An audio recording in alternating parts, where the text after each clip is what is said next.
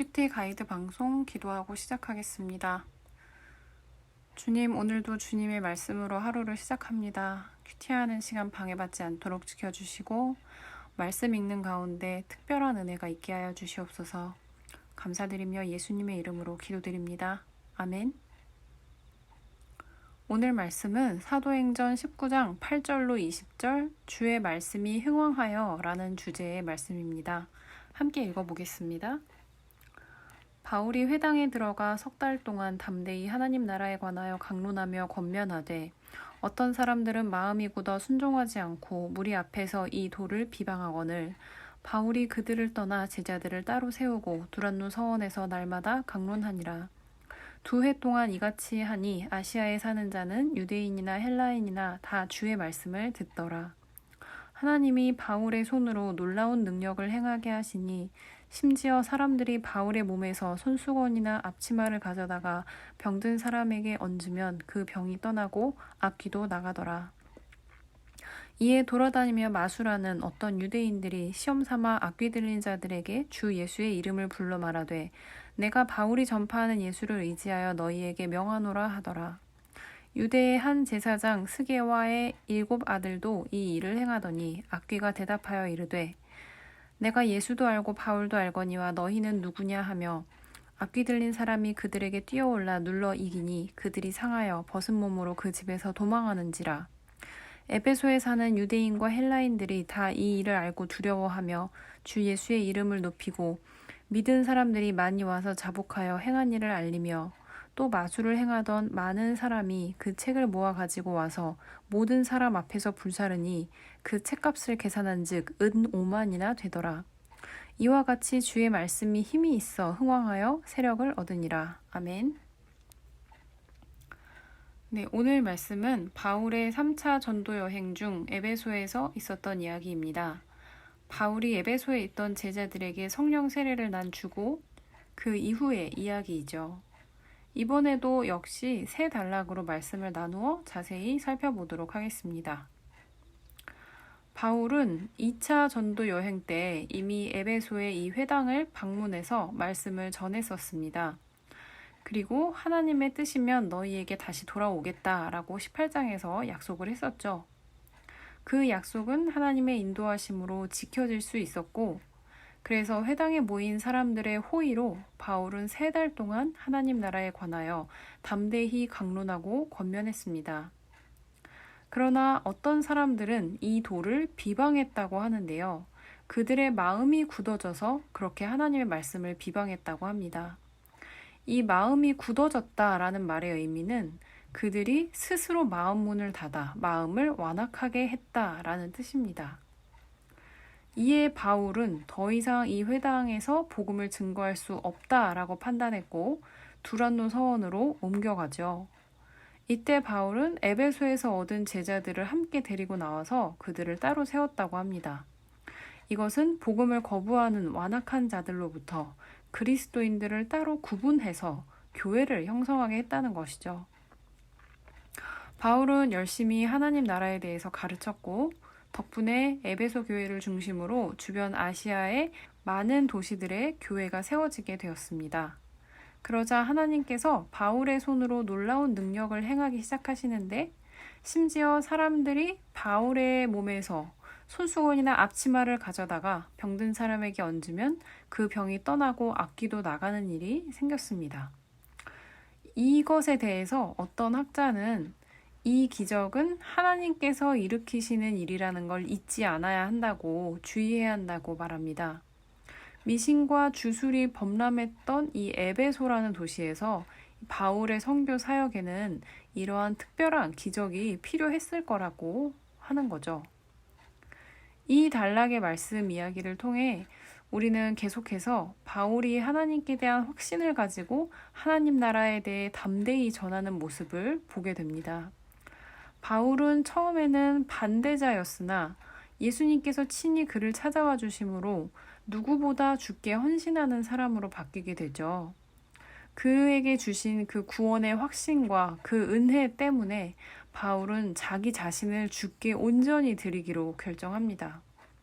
즉 모든 삶을 예수님을 위해 살기로 작정한 거죠. 우리는 우리 자신을 바울과 비교하면 그 엄청난 신앙의 차이를 느끼며 나는 바울처럼은 할 수 없는데 라는 그런 비교의식에 빠지게 됩니다.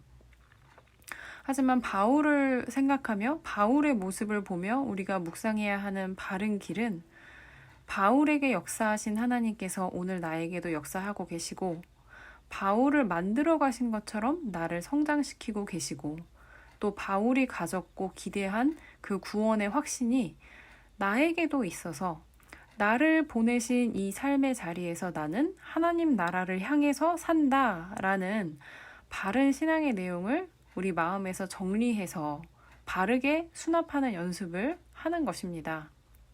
지금은 비록 연약할지라도 하나님께서는 오늘 우리의 이 맡은 자리에서 최선을 다해서 구원받은 사람답게 살기를 원하시고 그 모습을 기뻐하십니다. 그래서 오늘 여러분께도 바울에게 있었던 그 주님의 은혜가 분명 있으실 것인데 그게 무엇이었는지 한번 되새겨 보시기를 원하고 또 주어진 오늘 하루를 내가 어떻게 살면 하나님께서 기뻐하실런지 그것을 묵상해 보시고 오늘 삶으로 하나님께 영광 올려드리시길 바랍니다. 두 번째 단락 말씀을 보겠습니다. 이렇게 하나님께서 바울에게 놀라운 일을 행하게 하셔서 병든 자가 고침을 받고 악귀가 떠나갔죠. 이것이 실제로 일어난 일이었기 때문에 하나님을 믿지 않는 사람들도 예수님의 이름을 빌어서 귀신을 쫓아내려고 시도했었습니다. 고대 시대에서 특별히 이 에베소에서 악령을 내쫓기 위한 많은 미신과 주술 같은 것들이 두드러지게 나타납니다. 14절에는 그 실내로 실제 그 예시로 제사장 스게와의 7 아들이 등장을 하는데요.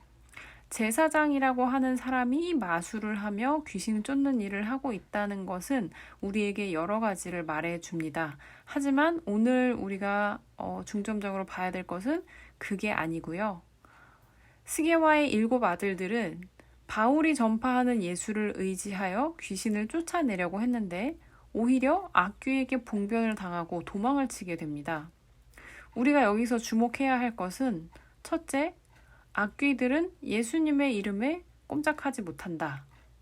그리고 둘째, 그러나 악귀들은 예수님의 이름을 말하는 그 사람이 하나님의 사람인지 아닌지를 알아본다 라는 것입니다. 어떻게 사탄들은 하나님의 사람과 아닌 사람을 알아볼 수 있는 걸까요? 한번 생각해 보시길 바랍니다. 생각해 볼 만한 문제이죠. 입술로 하나님을 말하기는 하지만 하나님의 사람과 하나님의 사람이 아닌 사람을 구분짓는 것은 무엇일까요? 그것은 바로 믿음일 것입니다. 하나님을 믿는 믿음. 우리의 이 믿음 없음은 아무리 신앙생활을 잘하는 것 같아도 또 아무리 겉으로 거룩한 것 같아 보여도 사탄이 먼저 알아보고 그것을 이용해서 그 사단은 신자들을 타락하게 만들며 결국에는 그런 타락한 죄의 모습을 사람들 앞에서 완전히 드러내서 믿는 사람들을 조롱받게 하는 것이죠. 그래서 이 시간에 제가 여러분께 묵상해 보시기를 권해드리는 것은 오늘 말씀처럼 이 사탄 마귀의 조롱거리와 참소거리가 되게 하는 나의 믿음 없는 모습이 무엇이었는지 또 거짓된 신자의 모습이 무엇인지에 대해서입니다. 여러분의 묵상 시간은 온전히 하나님과의 독대하는 시간이잖아요. 하나님과의 그 1대1의 만남의 시간인데 하나님께서는 모든 것을 알고 계시지만 여러분께서 스스로 회개하며 주님 앞에 나아오시기를 기다리시는 분이십니다. 이 시간은 아까 말씀드린 것처럼 주님 앞에 믿음이 없어서 내가 부끄러움 당했던 모습, 또 거짓된 모습, 그것을 고백하고 회개하는 시간이 되기를 기도하겠습니다. 한편으로 우리의 믿음 없는 모습에 대해서는 믿음에 믿음을 더해 주시기를 기도하면 좋겠습니다. 신자들이 믿음이 없다고 표현하는 말은 정확히 표현하자면 믿음이 싶다라는 말입니다. 우리의 그 적은 믿음을 불쌍히 여겨주셔서 믿음이 자라게 해주시기를 기도하시기 바랍니다. 그리고 그 믿음의 성장을 위해 말씀과 기도를 더 성실하게 붙드시는 우리 성도님들이 되시기를 또한 간절히 기도하겠습니다. 마지막 단락을 보겠습니다.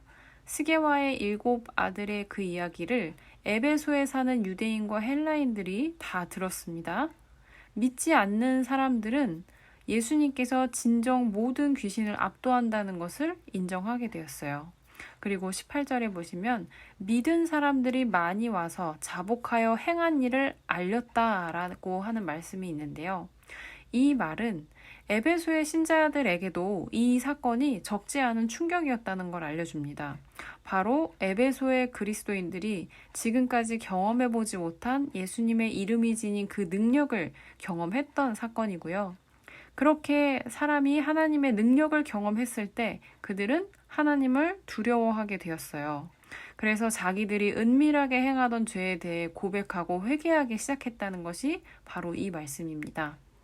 계속해서 이 사건으로 인해 발생했던 에베소의 큰 사건 중 하나는 마술을 행하던 많은 사람이 자기들의 허망하고 죄악된 행동을 인정하고 마술에 관련된 책들을 모든 사람이 보는 데서 불살랐던 사건입니다.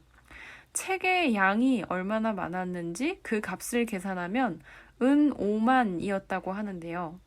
이 은 5만의 화폐 단위는 아마도 에베소에서 통용되었던 드라크마나 데나리온이었을 것으로 추측합니다.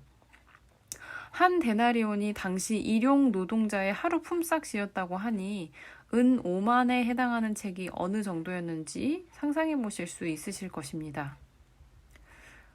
이렇게 하나님께서 하신 일이 드러나게 됨으로써 하나님을 믿는 사람과 하나님을 믿지 않는 사람 모두에게 복음의 역사가 일어났습니다. 공통점은 두 편 모두 결국 회개에 이르렀다는 것입니다.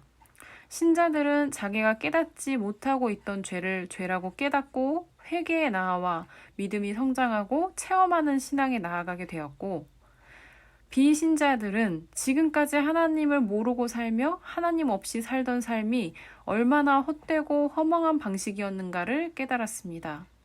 진정 의지하고 붙들어야 할 분이 바로 하나님이시라는 걸 깨닫고 이전 것을 확실히 버림으로 회개하고 주님을 따르게 되는 그 구원에 이르게 되는 모습을 봅니다. 이처럼 우리에게 말씀이 역사할 때 우리는 죄를 깨닫게 됩니다. 죄 때문에 우리는 괴롭지만 그때가 은혜의 때임을 기억하시길 바래요.